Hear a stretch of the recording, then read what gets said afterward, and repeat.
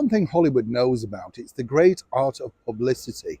And really, there was nothing better than the publicity machine of the 1930s, 40s, and 50s. Many people might say that was the golden era of Hollywood, you know, the studio system. The big studios like RKO, Warner Brothers, MGM, 20th Century Fox, they all had these people working so many hours to make sure that these people that they'd signed for very little money became international megastars. But it's this one particular story that was passed on to me by the brilliant Hollywood legend Mickey Rooney, all about, some might say, the world's most beautiful woman, which Hollywood basically came up with this ruse in order to make sure that her name was known around the world. But possibly some people might say it was this publicity campaign that in the end made her career backfire. Of course, she spectacularly returned when she starred opposite another Hollywood legend, Victor Mature. But as ever, let me explain. Hi, good morning, Neil. Sean here. Nice to see you. I hope you're all keeping well.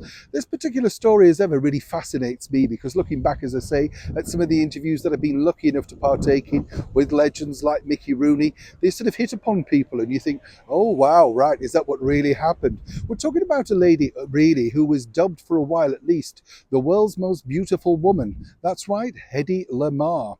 She came to sort of the public attention in the late 1930s opposite Charles Boyer in Algiers.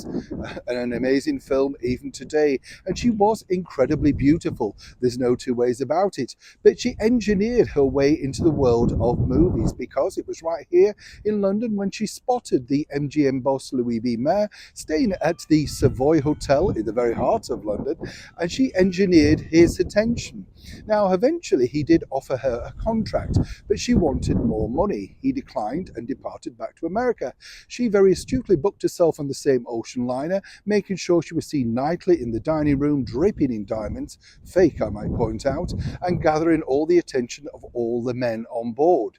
Louis quickly decided that he was going to come up with a brand new deal and promptly signed her. Then he found this bombshell. This started way back in 1933. Hedy Lamarr had appeared in a movie which many say was controversial for its day, Ecstasy. That's right, nudity running through a forest. Oh, incredibly shocking of that period, as one can imagine.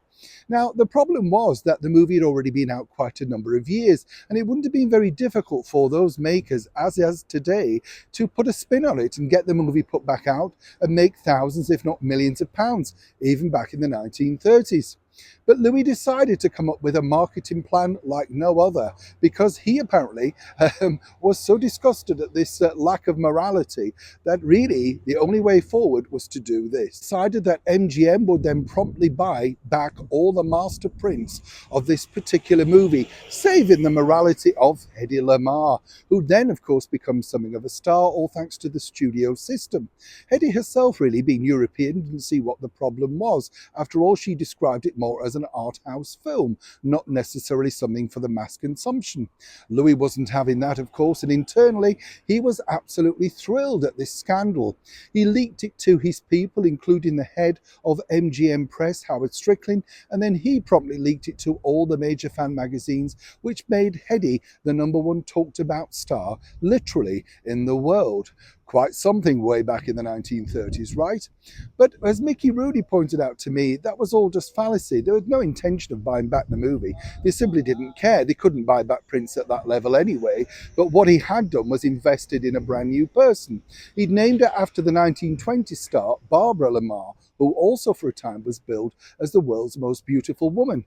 And for a time, for Hedy, it worked. She appeared in things like Ziegfeld Girl and, numerous other movies, but got very tired of simply being ornamental decoration, as she put it. She wanted to act. That really didn't work out, and MGM and she parted ways, but she bounced back opposite Victor Mature in the mega smash Samson and Delilah, and that really was it, a big hurrah, until the 1960s when unfortunately she was caught for shoplifting and she released her autobiography Ecstasy and Me. But as Mickey pointed out, she was incredibly beautiful, but she was also quite cold, didn't really have too much of a personality. And the bottom line is at MGM you had to be all singing, all dancing, and that's something that Hedy wasn't. Of course, she had other talents, as we later found out. She was instrumental in putting together what we now know are the sentiments of the mobile phone and the internet, Wi-Fi, etc. The day we're all watching this, today, so we owe her a lot.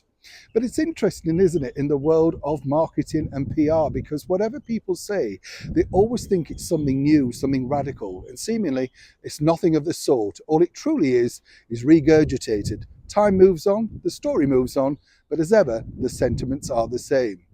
What's thrilling, though, is that Hedy Lamarr left behind some wonderful performances and, of course, her true natural beauty.